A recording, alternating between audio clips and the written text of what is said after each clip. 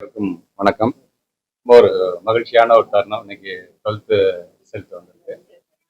கடந்த ஆண்டை காட்டிலும் பார்த்தீங்கன்னா, இந்த ஆண்டு வந்து ஒரு 0.17% நம்ம வந்து தேர்ச்சி விகிதம் அதிகமாக இருக்கின்றது.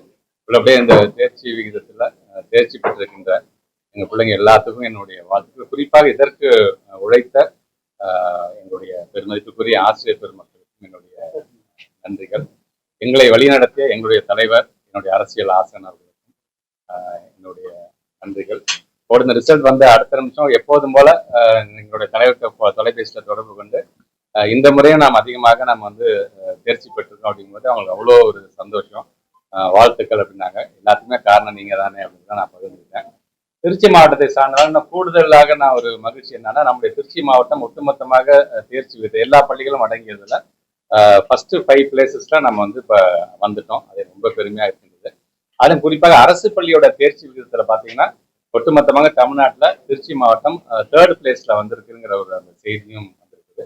அதே மாதிரி ஒவ்வொரு பாடத்திலையும் 100% வாங்கினவங்க எத்தனை, கணக்கு பாடத்துல எவ்வளவு வந்திருக்காங்க, அறிவியல் தமிழ்ல கிட்டத்தட்ட 83 பேருக்கு மேல வந்து தமிழ்ல மட்டும் பாத்தீங்கன்னா 100க்கு 100 மதிப்பெண்கள் பெற்றிருக்கிறத நம்மளால பார்க்க முடிகிறது. ஏதாவது ஒரு பாடத்துல முழு மதிப்பெண் பெற்றிருக்கிறது பார்த்தீங்கன்னா மோர் தென் 16,000 மேல இருக்கக்கூடிய மாணவ செல்வங்கள் வந்து பெற்றிருக்காங்க. வழக்கம் போல மாணவர்கள் காட்டிலும் மாணவியர்கள் அதிகம் தேர்ச்சி என்பது உள்ளபடியே எங்களுக்கு மகிழ்ச்சி தான். இனி வருங்காலத்துல மாணவியர்களுக்கும் ஈக்குவலாக எங்களுடைய மாணவர்களும் வருவார்கள் என்ற நம்பிக்கை இருக்கிறது. தொடர்ந்து இந்த ஊக்கத்தை எங்களுக்கு வழங்கிய என்னுடைய அரசியல் ஆசான் என்னுடைய தலைவர் அவர்களுக்கு என்னுடைய நன்றியை தெரிவிச்சு, இதற்கு உழைத்த நம்முடைய ஒவ்வொருத்தரும் ஸ்கூல்ஸ் அப்படின்னா நான் டீச்சர்ஸோட நடத்த மாட்டேன், டீச்சிங் ஸ்டாஃப்ஸ் அண்ட் நான் டீச்சிங் ஸ்டாஃப்ஸ் இருக்கக்கூடிய ஒவ்வொருத்தரும். ஏன்னா ஆல்மோஸ்ட் பார்த்தீங்கன்னா லாஸ்ட் 6 months எல்லாமே ஒரு ரிவ்யூ பண்ணி தங்களை செல்ஃப் அசஸ் பண்ணி கடந்த ஆண்டை காட்டிலும் இந்த ஆண்டு நம்ம எப்படி தேர்ச்சி பெற வேண்டும் ரொம்ப ஒரு மைன்யூட்டா எல்லாமே பிளான் பண்ணி ஒர்க் பண்ணனால தான் இன்னைக்கு வந்து ஒவ்வொரு ஆண்டும் எப்படி நம்ம கூடுதலாக நம்ம கொடுத்துருக்கோம், அதே மாதிரி இந்த ஆண்டும் கூடுதலாக அது கொடுக்கப்பட்டிருக்கு. தேர்தல் ரிசல்ட் வேற இதெல்லாம் கடந்து ஒரு பள்ளி கல்வித்துறை அமைச்சராக நான் பணியாற்றிய அந்த காலத்துக்காக நான் சொல்றேன். ஒவ்வொரு முறையும் மாதத்துக்கு ஒரு 4 முறையாச்சும் நம்முடைய அன்றைய எங்களுடைய தமிழ்நாட்டுடைய முதலமைச்சர் தொடர்ந்து எங்ககிட்ட என்ன நடக்குது எஜுகேஷன் கேட்டதனுடைய விளைவு ரிசல்ட்ல வந்து எங்களுக்கு வந்து அது இப்போ மாணவ செல்வங்களுக்கு நான் வச்சுக்கிற வேண்டுகோள் ஒன்று தான். இது இந்த ரிசல்ட்ங்கிறது வந்து நம்முடைய லைஃப் கிடையாது. இந்த ரிசல்ட் அப்படிங்கிறது வந்து நாம என்ன பாடத்தை நம்ம தெரிஞ்சுக்கிட்டோமே அப்படின்னு நாம நம்மை அறிந்து கொள்வதற்கான ஒரு காலம் தான்.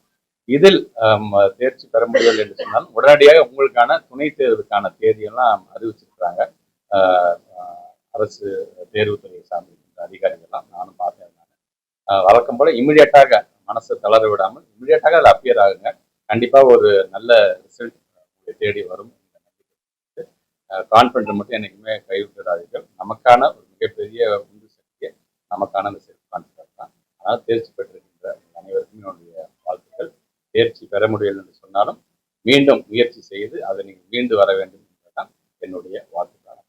பிஎம்ஸ்ரீ வந்து மத்திய அரசு ஒரு கடிதம் வந்திருக்கு. அமைய போற புதிய அரசுக்கு இந்த விவகாரத்துல எப்படி முடிவு எடுக்கணும்னு நினைக்கிறீங்க? கிளாரிட்டியாக கொடுக்கணும். யாராக இருந்தாலும் எதனால பிஎம்ஸ்ரீ நாங்கள் வந்து வேணாம்னு சொல்றோம் அப்படிங்கிறத பல நேரத்தில் நாங்கள் வந்து எடுத்து சொல்லியிருக்கோம். அதற்கு இருக்கக்கூடிய சிக்கல்கள் என்ன அப்படின்னு கூட அன்னைக்கு எங்களுடைய தலைவர்களுடைய மூலமாக ஒரு பள்ளிக்கல்வித்துறை அமைச்சராக மத யானை அப்படிங்கிற புத்தகத்தின் மூலமாக அது அடுக்கடுக்காக என்ன காரணத்துக்காக நாங்கள் எதிர்க்கிறோம், நாங்கள் அரசியல் பார்க்கிறோம், அரசியல் பார்க்காமல் எப்படி எதிர்க்கிறோம், எப்படி எங்களுடைய பேரறிஞர் அண்ணா முத்தமிழ் கலைஞர் இன்னைக்கு எங்களுடைய தலைவர் நடத்தக்கூடிய அந்த இருமொழி கொள்கை என்பதே போதுமான ஒன்று, மும்மொழி கொள்கை ஏற்க மாட்டோம் என்று நாங்கள் எப்படி இருக்கிறாங்க. அவங்க என்னென்னலாம் சொல்லி அவங்களை மிரட்டினாலும் யாராக இருந்தாலும் சரி, ஆட்சி வரக்கூடிய யாராக இருந்தாலும் அதுக்கு பயந்து டயர்டாயிடுது. நீங்க எடுக்கக்கூடிய முடிவுல கண்டிப்பாக ஒட்டுமொத்தமாக அந்த தமிழகமே உங்களுக்கு அது இந்த கட்சி அந்த கட்சிலாம் இருக்குன்னு அரசியல் பார்க்காம தமிழ்நாட்டுடைய நலன் சார்ந்து அனைவருமே நம்ம ஓரணியில் நாம் இருப்போம் என்ற அந்த செய்தியையும் யார் ஆட்சி